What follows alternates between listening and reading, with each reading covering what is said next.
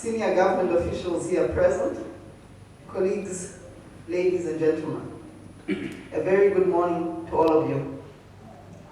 Today, we are here to discuss, share knowledge, and motivate for action and concrete measures to address the issues of violence and harassment in the world of work, a subject area that is of personal importance, an issue that is pervasive, persistent, and underreported for several reasons.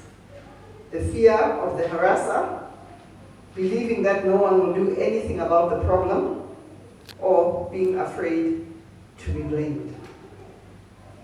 Violence and harassment in the world of work is a violation of human rights.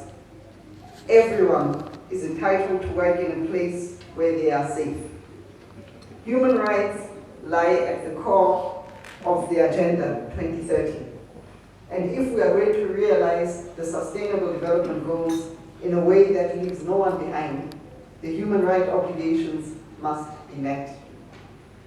Violence and harassment undermines the attainment of decent work and affects not only social relationships in the workplace, but also negatively impacts productivity and the personal trajectory of a victim's career. The ILO pursues a vision based on the premise that universal and lasting peace can be established only if it is based on social justice and regards gender-based violence and harassment as a violation to social justice.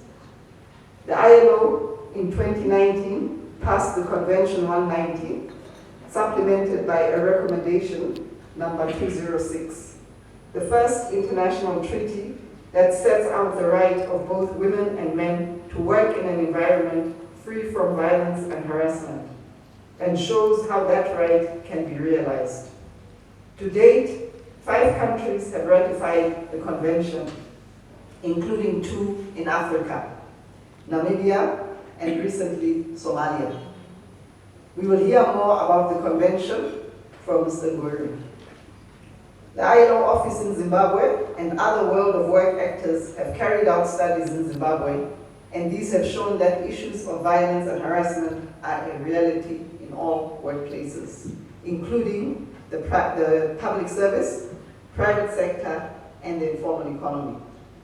Women still remain largely unsafe, both at work and at home, and statistical data which supports this is available.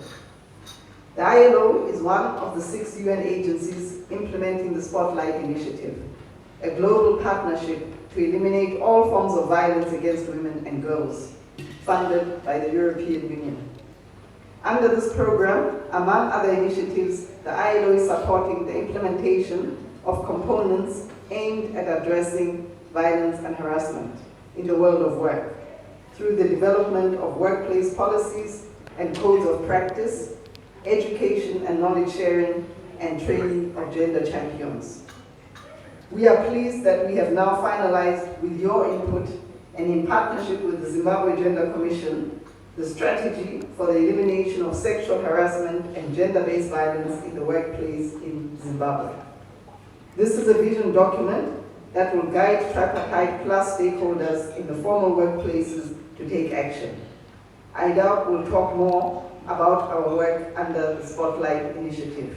However, we still do need to address the challenge of harassment in the informal economy. We know that there are a lot of people working in that sector, but then how do you deal with that in a space or in spaces that are informal? So in conclusion, I would like to call upon the government of Zimbabwe, through the Ministry of Public Service, Labor and Social Welfare, to lead the tripartite constituents in the ratification of Convention 190. In addition, for the ministry to ensure compliance and to promote policy development and program implementation in all workplaces, as outlined in the Decent Work Country program that we are currently finalizing. I thank you for your attention.